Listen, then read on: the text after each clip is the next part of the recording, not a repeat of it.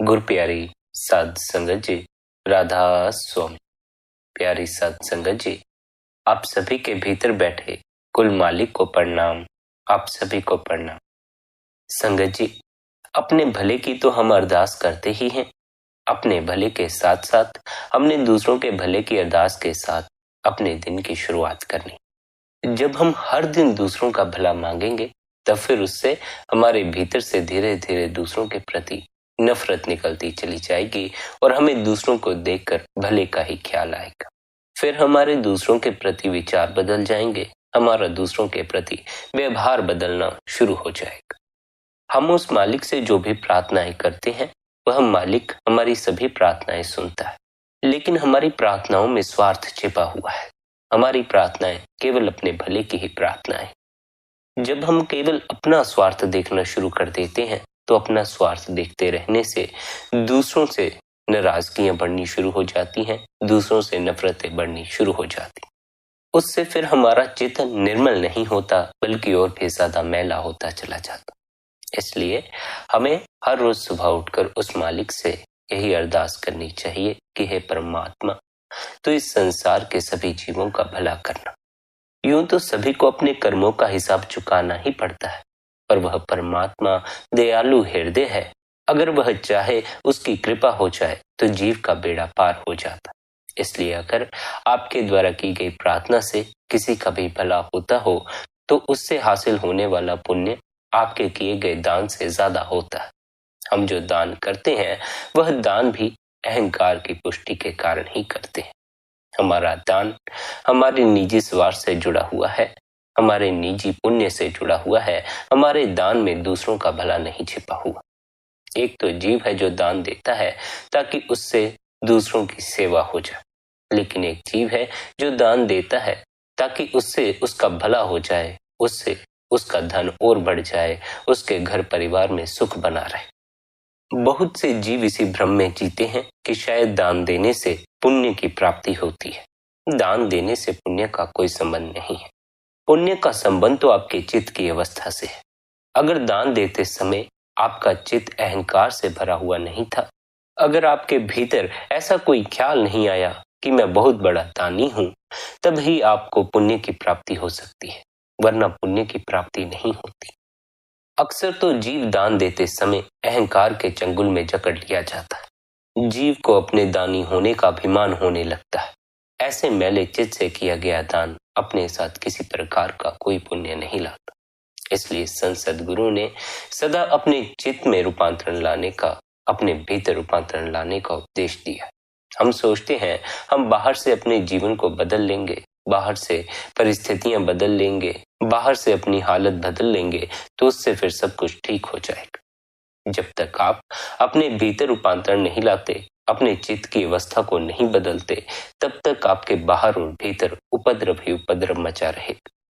जब तक आप भीतर से उपद्रव में उलझे हैं, बाहर आप अपने आप ही उपद्रव में उलझते चले जाएंगे। जो भीतर से शांत हो जाते हैं, वे बाहर अशांति में भी शांत हो जाते हैं। जो भीतर सुलझ जाते हैं, वे बाहर कितनी ही उलझन क्यों ना हो, उस उलझन में भी सुलझे हुए ही रहते। उन्हें फिर कोई भी परिस्थिति परेशान नहीं कर सकती, चिंतित नहीं कर सकती। हमें तो परिस्थितियां डगमगा देती, हमें तो परिस्थितियां इस कदर घबराहट में डाल देती हैं कि हमारे हाथ पैर कांपना शुरू हो जाए। सतगुरु जिस तत्व की बात करता है, वह उस तत्व की बात करता है जो हर प्रकार के कंपन से परे है, जो पूरी तरह स्थिर है, जहां किसी प्रकार का कोई कंपन नहीं होता। ना काम का कंपन, ना क्रोध का कंपन, ना भय का कंपन। हम जीना शुरू कर देते हैं भय में, लेकिन यह जीवन ऐसा विचित्र है, ऐसा अनजाना है कि अगर हम इसे भय से जीना शुरू कर देंगे, तब फिर हम कभी भी जी ही नहीं पाएंगे। भयभीत आदमी जी थोड़ी पाता है, वह तो मरे हुए के समान ही होता। बाहर से जीने का दिखावा करता है, लेकिन भीतर कोई प्राण नहीं होता। जब तक आप निर्भय नहीं हो गए, तब तक आपको जीने में रस का अनुभव नहीं हो सकता। डर के कारण हम भीतर से सिकुड़ जाते। जब हम भीतर से सिकुड़ जाते हैं, तब फिर हम पर हर परिस्थिति, हर एक बात प्रभाव डालना शुरू कर देती है और हम आसानी से उसके प्रभाव में आ जाते। अगर आप हर परिस्थिति में भीतर स्थिर बने रहते हैं, तब फिर ना तो आपको भय छू पाएगा, ना ही आपको कोई दुख छू पाएगा।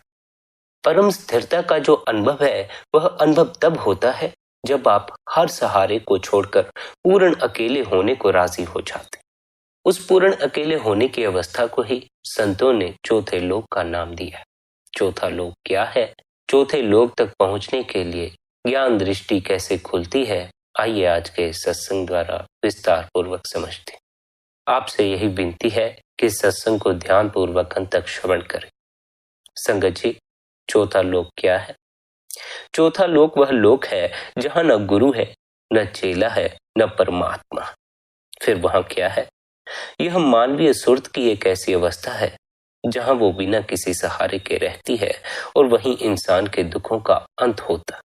अभी तो हम सभी सहारे खोजने में लगे हुए, कभी मित्रों के सहारे, कभी प्रियजनों के सहारे। जब ये सहारे हमें हासिल नहीं होते तो गुरु का सहारा खोजते। लेकिन सद्गुरु का भी असल उद्देश्य हमें किसी बंधन में बांध लेना या अपने भरोसे बिठा लेना नहीं होता। सद्गुरु का उद्देश्य होता है कि वह हमें एक ऐसी अवस्था तक पहुंचा दे जहां हम सभी सहारों से मुक्त होकर भी, अकेले होकर भी किसी बात के प्रति दुखी ना हो, निराश ना हो, आनंद से भरे हुए हों। उसी अवस्था तक पहुंचने के लिए हम सभी अपने भीतर उतरने का अभ्यास करते। जब तक आप जीवन में किसी के सहारे पर बैठे रहेंगे तब तक आप अपने आप को हर परिस्थिति के काबिल नहीं बना सकेंगे। तब तक आप दूसरों की सहायता मांगते रहेंगे, दूसरों के भरोसे अपने आप को चलाते रहेंगे। अपने जीवन को अगर दूसरों के भरोसे चलाओगे तो जीवन गलत दिशा की तरफ चला जाएगा। फिर जिस मार्ग को जान सकोगे वह मार्ग आपको सत्य तक नहीं पहुंचाएगा, वह मार्ग आपको सत्य की विपरीत दिशा की तरफ ले जाएगा। हम में से बहुत से जीव सत्य की विपरीत दिशा की तरफ ही भाग रहे हैं। सत्य है भीतर, हम भाग रहे हैं बाहर।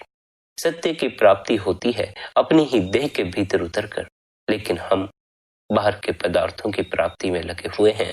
बार बार अपने ख्याल को देह के बाहर फैलने का मौका दे देते।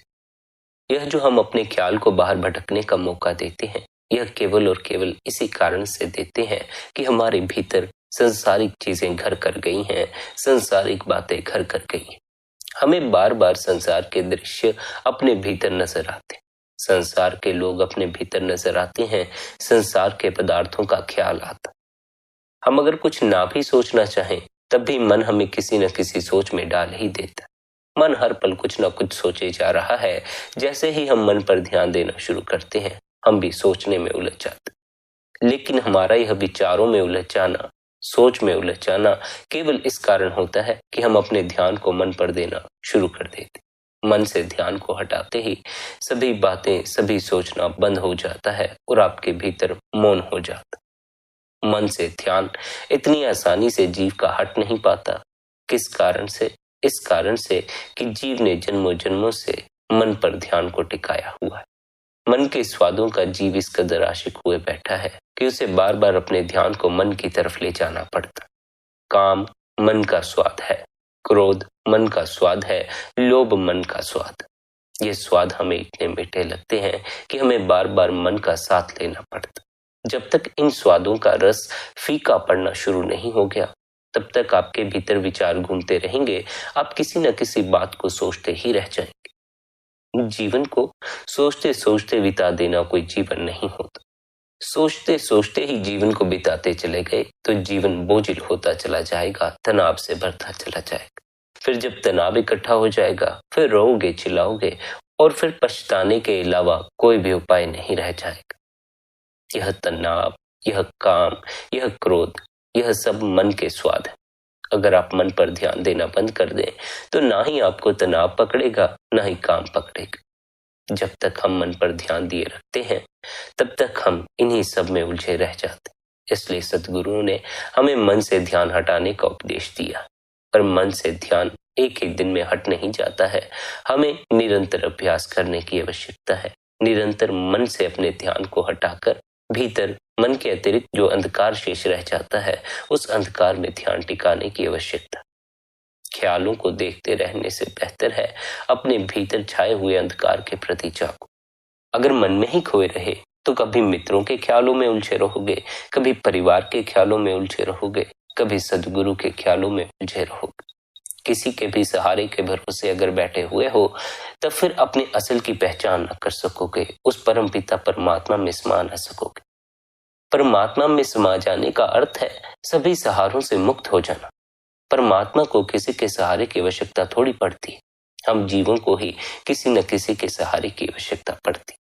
परमात्मा बिना किसी सहारे के भी सर्वशक्तिमान है, इसलिए जो जीव उस मालिक में समा जाता है वह अकेला होता हुआ भी सर्वशक्तिमान होता है। उसी जीव का जीवन निर्भय बनता है।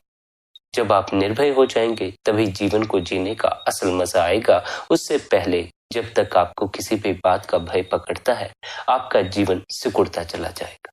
चाहे आप सांपों से डरते हैं, चाहे आप भूतों से डरते हैं, चोर लुटेरों से डरते हैं, किसी भी बात से डरते हैं, आपका जीवन खिलेगा नहीं, आपका जीवन मुरझाता चला जाएगा।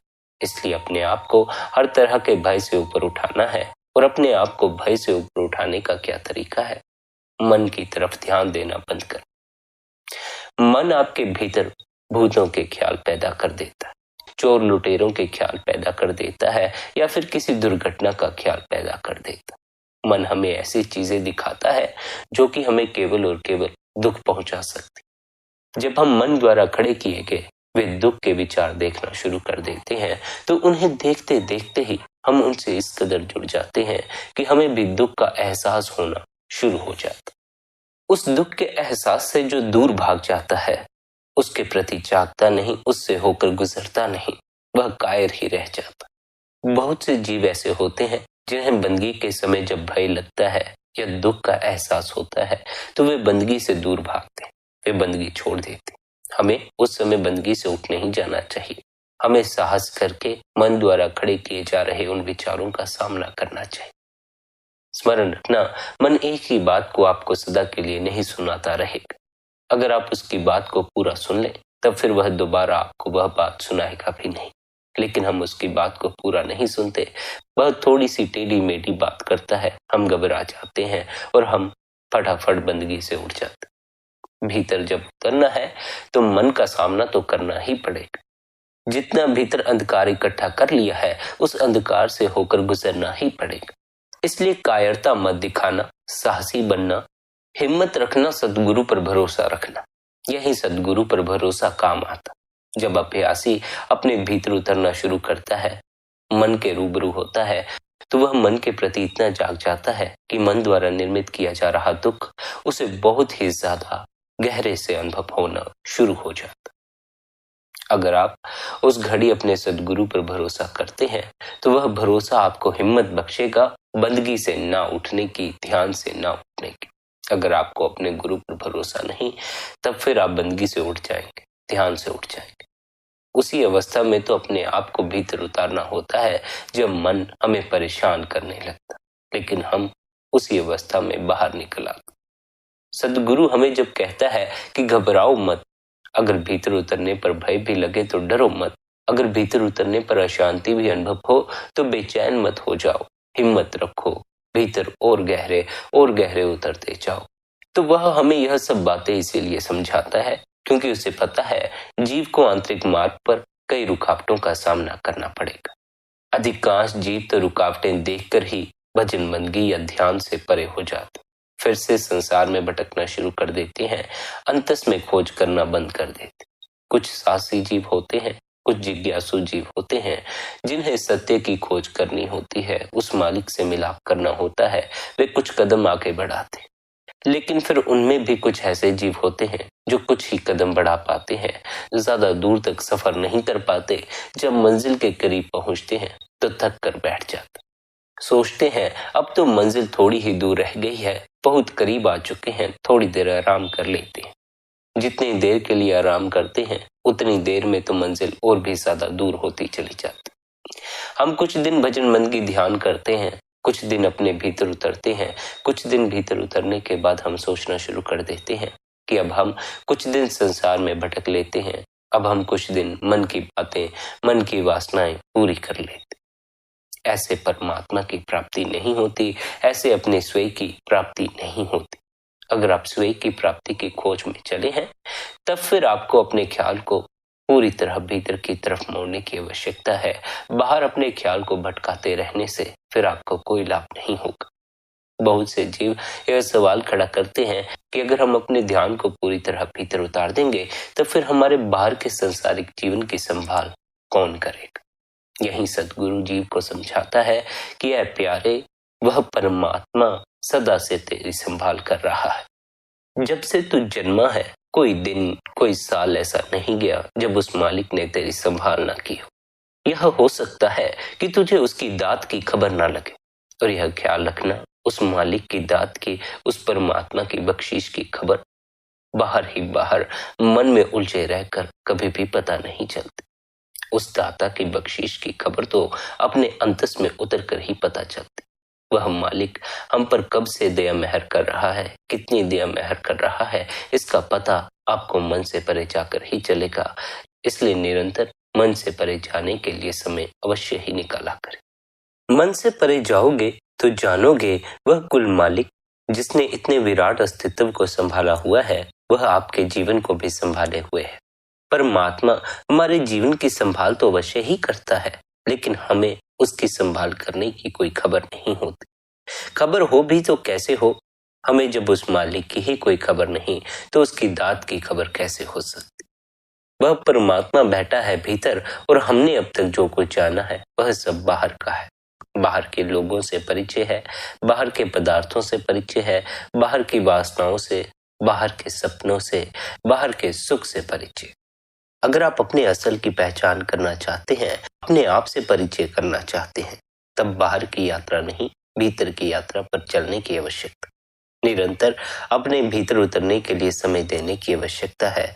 और वह समय जो आप बंदगी के लिए देंगे वह सच्ची लगन, सच्ची श्रद्धा से दिया जाना चाहिए। ऐसा नहीं कि आप बंदगी तो कर रहे हैं लेकिन मन की बातों में खोए हुए। मन की बातों में खोए रहे तो उसका नतीजा यही निकलेगा कि जीने में रस विलीन होता चला जाए। मन की बातों से परे होने के लिए बंदगी की जाती है, इसलिए बंदगी के समय मन की बातों की तरफ ध्यान नहीं देना चाहिए। अगर आप बंदगी के समय, ध्यान के समय भी मन की बातों की तरफ ही ध्यान देते रहे, फिर आप 10 साल, 20 साल, 30 साल, कितने ही साल ध्यान या बंदगी करते रहे, उससे आपको अपने अंतस का अनुभव नहीं होगा। मन ही तो रुकावट है जो हमें अंतस के अनुभव नहीं होने देता, और जब हम बंदगी में बैठते हैं तो मन का साथ लेकर बैठ जाते। मन से परे होने के लिए बंदगी की जाती। फिर जीव यह सवाल खड़ा करता है कि अगर मन से परे होने के लिए ही हम अभ्यास कर रहे हैं, तब फिर हमसे सिमरन क्यों करवाया जाता है। सिमरन तो मन द्वारा ही किया जाता। असल में सिमरन का उद्देश्य मन की मलिनता को दूर करना होता है।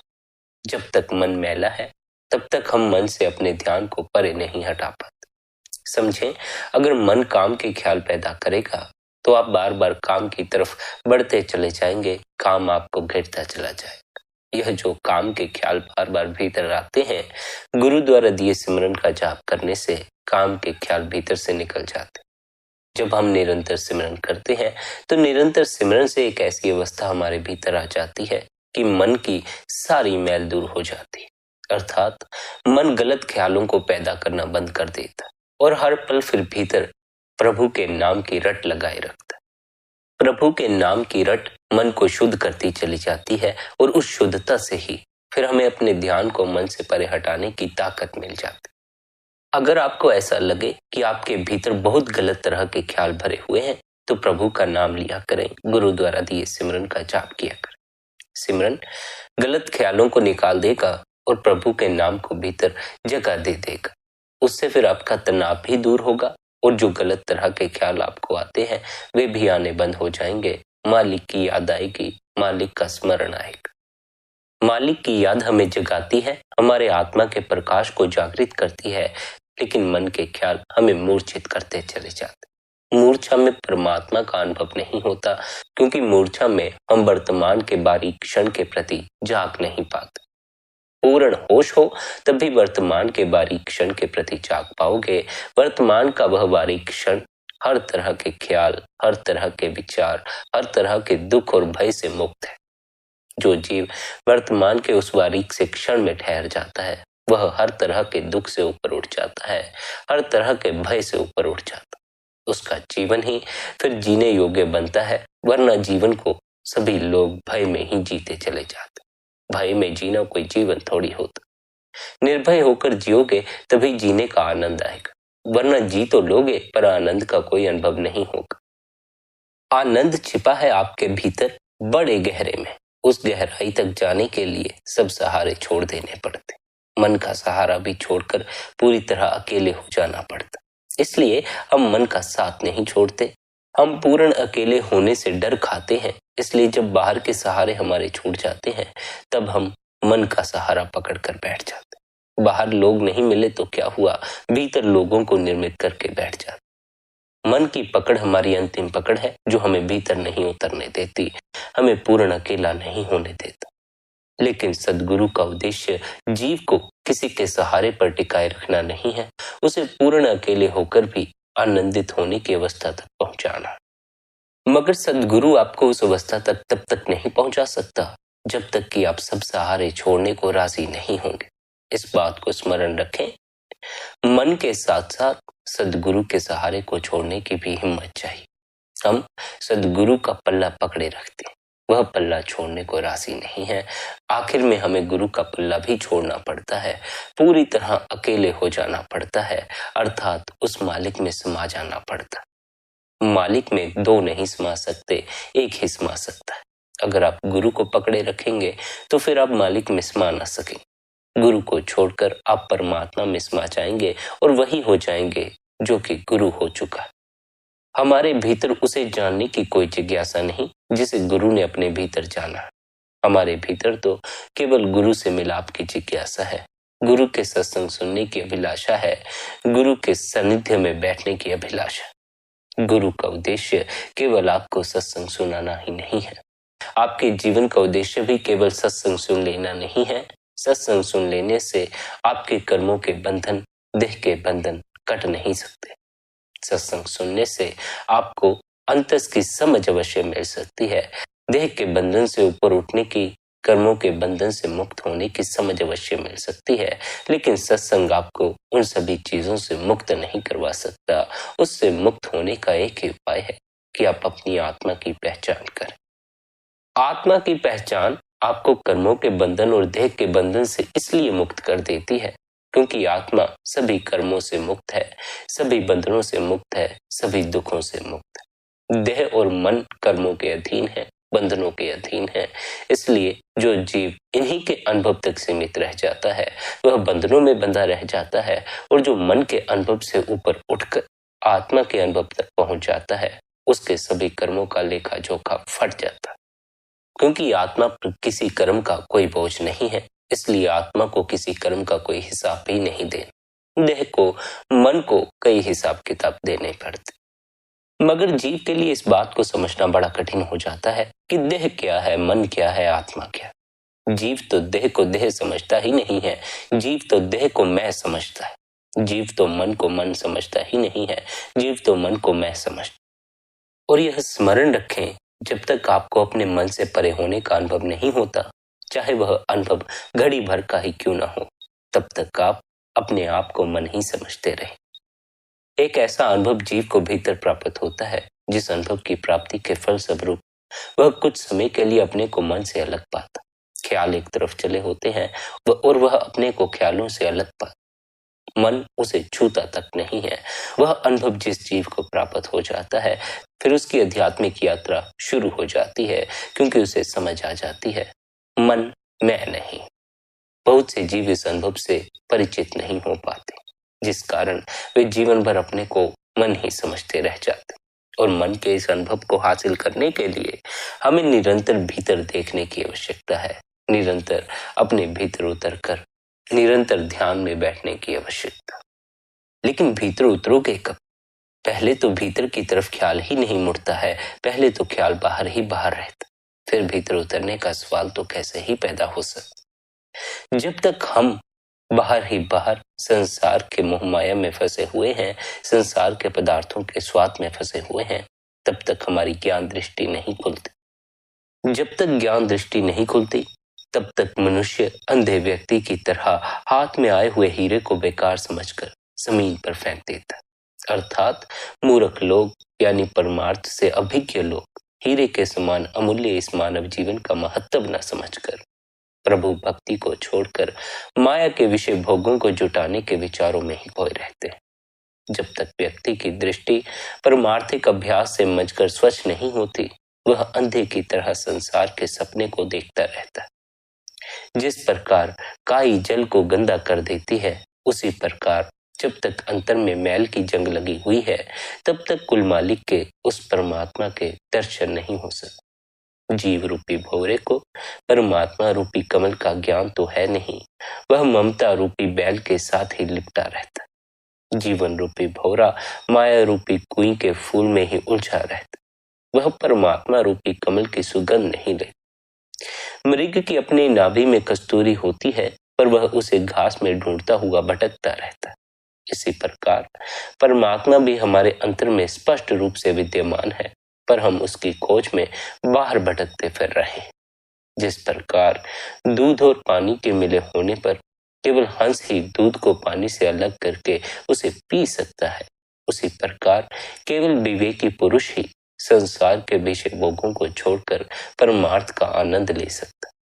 केवल हंसों को ही मोती की परख होती है और वे ही मानसरोवर में जाकर निवास करते। धूर्त या चालाक कौवे मोती नहीं खा सकते, उसी प्रकार चालाक मन रूपी कौवे के अनुसार कार्य करने वाले लोग भी प्रभु भक्ति के मोती को प्राप्त नहीं कर सकते।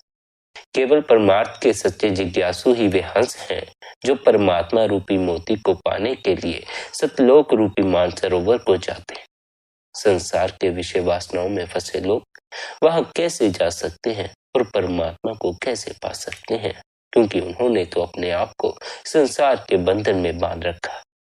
झूठी माया के पीछे भागते रहने वाले जीव जन्म जन्मांतरों तक संसार में भटकते रहते हैं और मृत्यु के बाद बहुमूल्य मानव जीवन के लिए पछताते रह जाते। जिस प्रकार तंग मुंह वाले बर्तन में बंदर की कसकर बंधी हुई मुट्ठी फंस जाती है और शिकारी उसे पकड़ लेता है, इसी प्रकार मनुष्य भी जीवन भर माया के विषय भोगों में उलझा रहता है और अंत में मृत्यु उसे आकर दबोच लेती।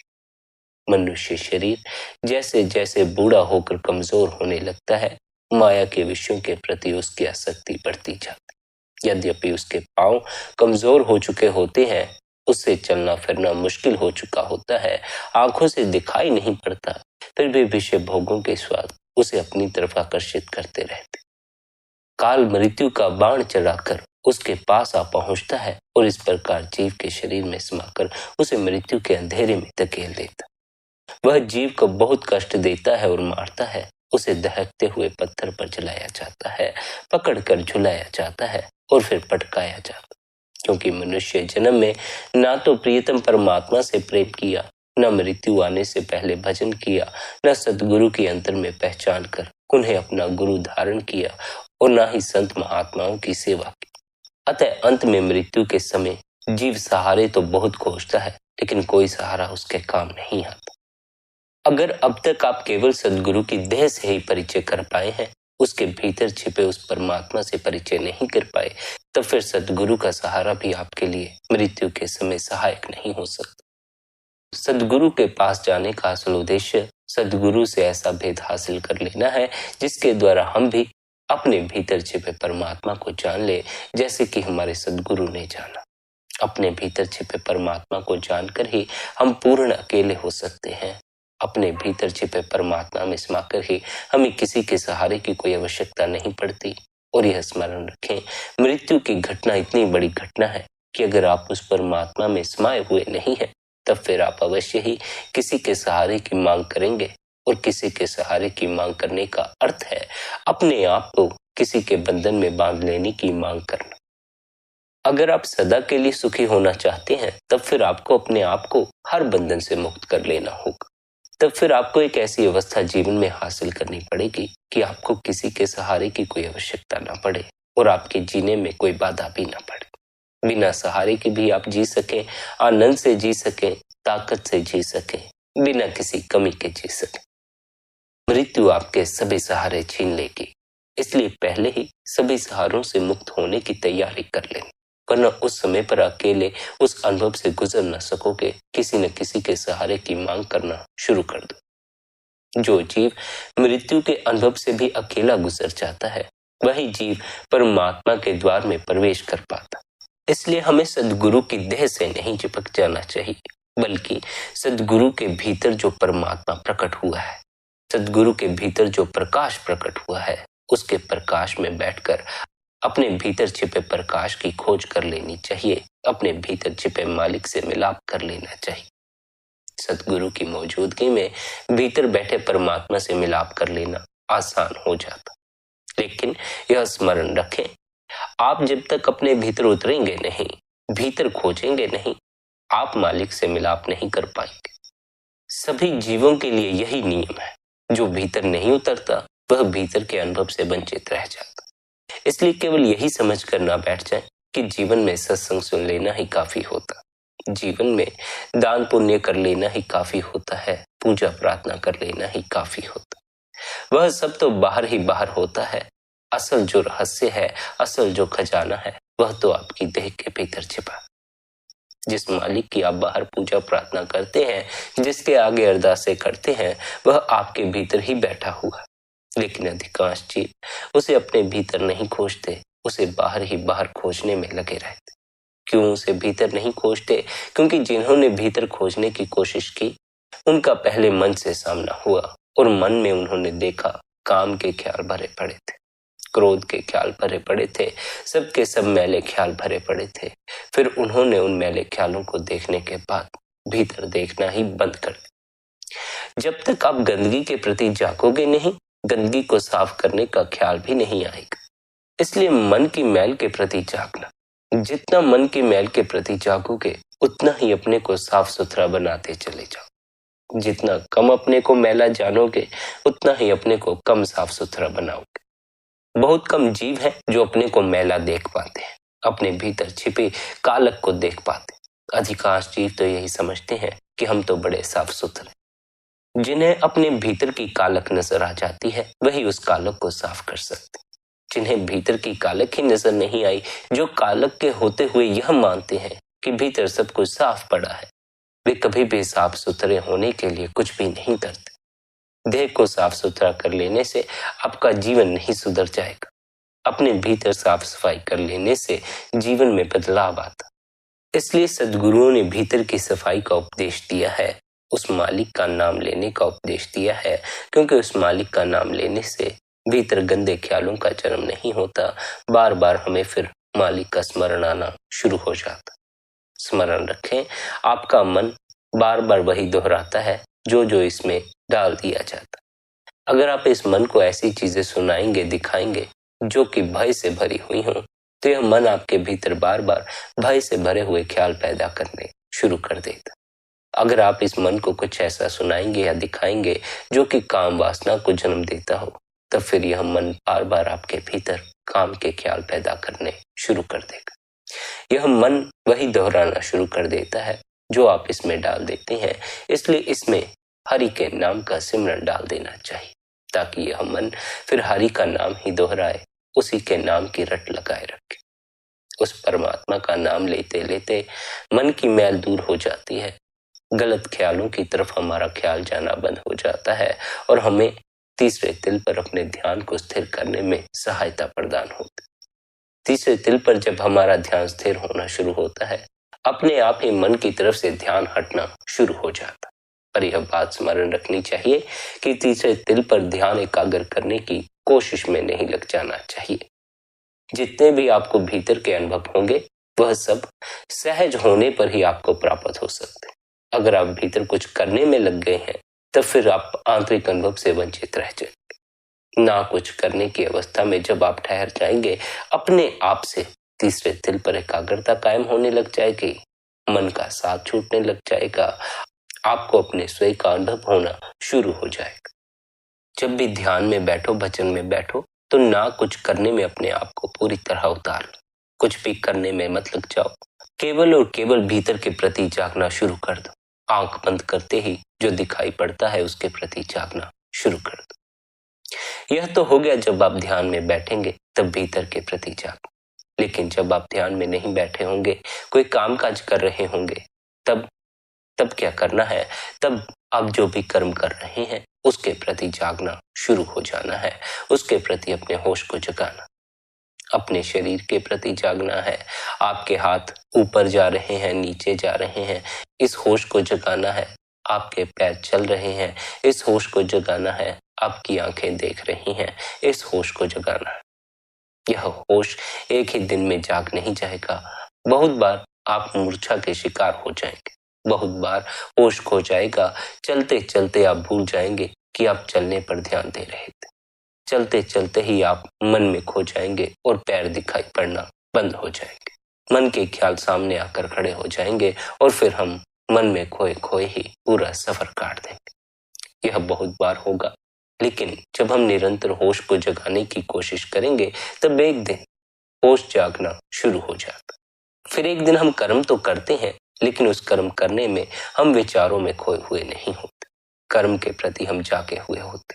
अभी तो कर्म करते करते ही हम विचारों में खोए हुए होते हैं। फोन चला रहे हैं तब भी भीतर विचारों के साथ तालमेल बना हुआ है। दुकानदारी कर रहे हैं तब भी भीतर विचारों के साथ तालमेल बना हुआ है। मंदिर में बैठे हुए हैं तब भी भीतर विचारों के साथ तालमेल बना हुआ है, मन के साथ जोड़ बना हुआ है। इसी को संतों ने मूर्छा भी कहा है। जब हम कर्म करते करते मन में खोए रहते हैं, यही मूर्छा। जब हम मंदिर में बैठे बैठे ख्यालों में खोए रहते हैं, यही मूर्छा। जहां हम होते हैं हम उसके प्रति नहीं जागे होते, अर्थात हम वर्तमान के प्रति नहीं, अतीत या भविष्य के प्रति जागे हुए होते हैं। मन के ख्यालों में खोए हुए होते। मन के ख्यालों से ऊपर उठने के लिए निरंतर अपने होश को जगाना शुरू करें। निरंतर जो भी आप कर्म कर रहे हैं उस कर्म के प्रति जागना शुरू हो। कपड़े धोते हैं तो कपड़े धोने के प्रति जागें, अन्य ख्यालों की तरफ ध्यान न दें। खाना बनाते हैं तो खाने में अपना ध्यान दें, मन के ख्यालों की तरफ ध्यान न दें। किसी से बातचीत करते हैं तो बातचीत पर ध्यान रखें, मन की बातों पर ध्यान न दें। छोटी छोटी चीजों में निरंतर अपने होश को जगाने से एक दिन होश इतना बढ़ जाता है कि फिर काफी लंबे समय के लिए मन के विचार आपको तंग करना बंद कर देते। काफी समय के लिए आपको भीतर शांति का अनुभव होता है और उसी शांति को फिर जीव आगे से आगे निरंतर अभ्यास द्वारा निरंतर अपने भीतर उतरने के लिए समय निकाल कर बढ़ा लेता है और फिर परम शांति की अवस्था को प्राप्त हो जाता। इस बात को सदा स्मरण रखें, जब तक आप मन से ऊपर नहीं उठे परम शांति का अनुभव नहीं कर सकेंगे। इसलिए निरंतर अपने भीतर उतरने के लिए समय दें, भीतर के प्रति जागें, मन से धीरे धीरे ऊपर उठना शुरू करें। अगर मैले ख्यालों के कारण मन से ऊपर उठने में कठिनाई मालूम पड़ती हो तो सद्गुरु द्वारा दिया हुआ सिमरन किया करें, उससे मैले ख्याल दूर हो जाएंगे। और यह ख्याल रखें, मैले ख्याल बार बार आपके ध्यान को नीचे की तरफ खींचते। जब भीतर परमात्मा की याद बैठ जाती है फिर ध्यान नीचे नहीं गिरता, ध्यान अपने आप ही ऊपर ठहरना शुरू कर दे। इसलिए अंत में आपसे यही विनती है, निरंतर गुरु द्वारा दिया हुआ अभ्यास करें, गुरु के उपदेश की पालना करें और गुरु के उपदेश पर चलकर अपने भीतर बैठे परमात्मा में समा जाएं, ताकि फिर आपको किसी के सहारे की कोई आवश्यकता ना पड़े और आप अकेले रहकर भी आनंद में हो, आपको किसी सहारे की कोई आवश्यकता ना हो। संगत जी, इसी के साथ आज के सत्संग को यहीं पर विश्राम देते हैं। यदि आज का यह सत्संग आपको अच्छा लगा हो तो आज के इस सत्संग को आप अपने मित्रों और संबंधियों के साथ शेयर भी कर सकते। साथ ही आप शब्दधुन सत्संग चैनल को सब्सक्राइब करके हर रोज सुबह 5:45 पर सत्संग का आनंद ले सकते। बाकी आपकी अपनी मौज है, अपना ख्याल रखें, सबके प्रति भीतर भले की कामना रखें। इतने प्रेम और प्यार से आपने सत्संग को सुना, उसके लिए आप सभी का धन्यवाद। राधा स्वामी जी।